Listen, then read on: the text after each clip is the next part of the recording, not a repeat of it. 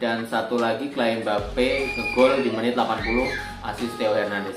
Ini gol yang cukup banyak yang menganggap kontroversi karena dinilai offside dari beberapa pihak. Padahal kalau menganut aturan FIFA itu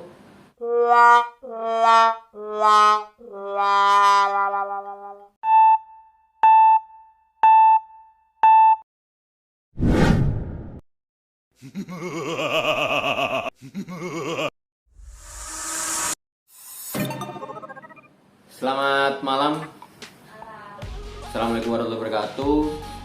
Balik lagi ke channelnya Driver Grab by Nugroho.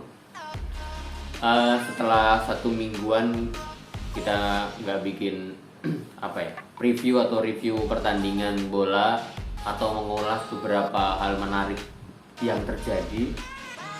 Kali ini kita kembali lagi akan bahas apa sih yang lagi in, terutama di dunia olahraga aja ya, nggak usah kesana-kesana.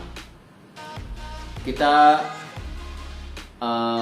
mulai dari laga tadi malam, dimana ada perebutan juara 3 dan 4 di UEFA Nation League. Nah, itu ada tim-tim negara-negara Eropa kompetisi, dimana peringkat ketiga dan keempat itu diperebutkan oleh dua negara yang peringkatnya di atas nih, dimana Belgia masih di puncak ranking FIFA melawan tuan rumah. Sebenarnya bukan tuan rumah ya, emang kebetulan aja pertandingan final dan peringkat 3-4 ini diselenggarakan di Milan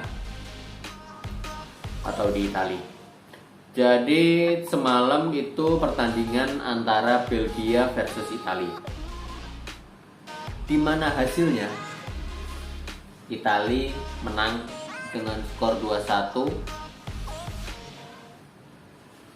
Cukup oke lah, setelah kemarin Italia harus kalah mengakui keunggulan Spanyol di semifinal, kalah berapa ya? 1-0 atau 2-1 kemarin. Setelah rentetan bagus di 38 atau 39 laga Italia tanpa terkalahkan di ajang internasional, kemarin di semifinal kalah sama Spanyol.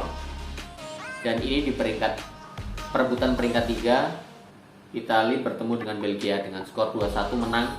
Otomatis Italia juara 3 di kompetisi ini. Kita lihat beberapa statistik dulu. Untuk statistiknya sendiri, Italia itu lebih banyak shoot on target dengan 5 berbanding 4 buat Belgia. Shoot off targetnya 5 berbanding 4. Block shoot atau block dari kiper itu Italia 1, Belgia 4. Ball possession 43 berbanding 57, di mana Italia itu kalah dalam ball possession. Corner 6 berbanding 5, offside 2, 1, foul 16 dan 9. Lain-lain yellow card 2 banding 3, nggak ada yang oke, itu doang. Goalkeeper save itu 3 berbanding 3, di mana Italia itu kipernya Donnarumma. Sedikit drama karena beberapa supporter itu tidak suka ya dengan kedatangan Donnarumma yang dinilai berkhianat atau cuma cari uang aja. Kan si Donnarumma kan pindah ke PSG.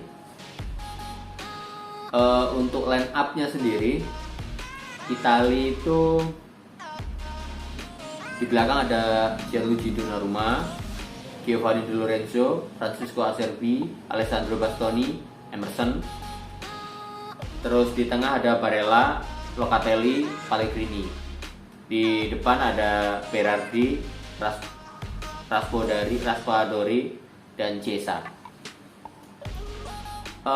Gol sendiri itu dicetak oleh Barella sama Berardi. Untuk si Belgia sendiri itu di belakang ada Courtois, Denayer, Alderweireld, dan Vertonghen. Terus di tengah ada Kastek, Witsel, Tillmans, dan Yannick Carrasco. Terus di depan ada Salamakers, Batshuayi, dan Hanna Vanaken. De Bruyne main di menit ke 59 setelah ketinggalan 2-0 dulu ya. Dan skor berakhir di 2-1 untuk keunggulan Italia.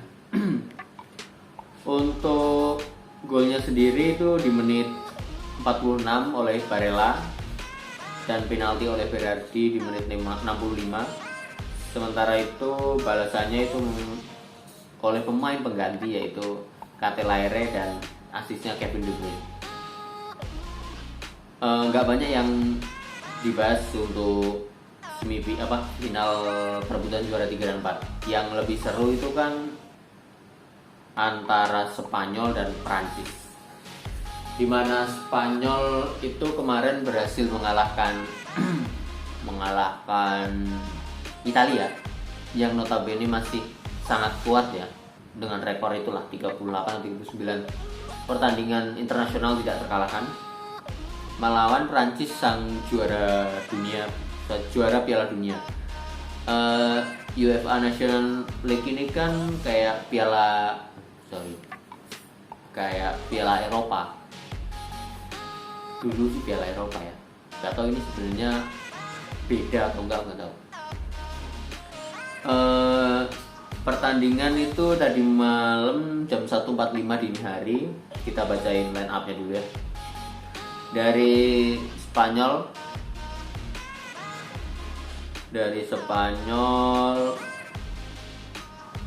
tim asuhan Luis Enrique ini startingnya ada Unai Simon, De Gea nggak main. Di defense-nya ada Azpilicueta-nya Chelsea, Eric Garcia-nya Barcelona, Laporte-nya City, dan Marcos Alonso-nya Chelsea. Di tengah ada Pablo Gavira, Sergio Busquets, dan Rodri-nya City. Di depan ada Ferran Torres, Mikel Oyarzabal, dan Pablo Sarabia. Ini udah lumayan oke, semuanya speed. Di kubu Prancis sendiri, ya kita tahu ya, materi pemainnya tuh bintang-bintang semua. Di belakang ada Hugo Lloris, di penjaga gawang, center back, mereka pakai 3-5-2 ya, 3-4-1-2 lah secara formasi, cuma efektifnya dua flank di kanan kiri, Pavard sama Theo Hernandez ini kan naik turun. Jadi mereka pakai center back 3, Kode, Varane sama Kimpembe. Terus Paul Pogba, Tomeni sama Griezmann di tengah, Theo Hernandez kiri, Pavard di kanan. Di depan dia pasang 2, Kylian Mbappe sama Benzema. Kita bacain statistiknya. Shoot on target 4/5 buat Prancis. Shoot off target 3/5. Ball possession 60-40, banyak Spanyol, ya Luis Enrique lah ya. Dan Spanyol. Oke, yellow card 1/3, counter enggak. Terus golnya itu di babak pertama itu 0-0. Baru di menit 64 Oyarzabal itu ngegolin, asis Busquets. Itu sih kurang kuatnya aja backnya ya.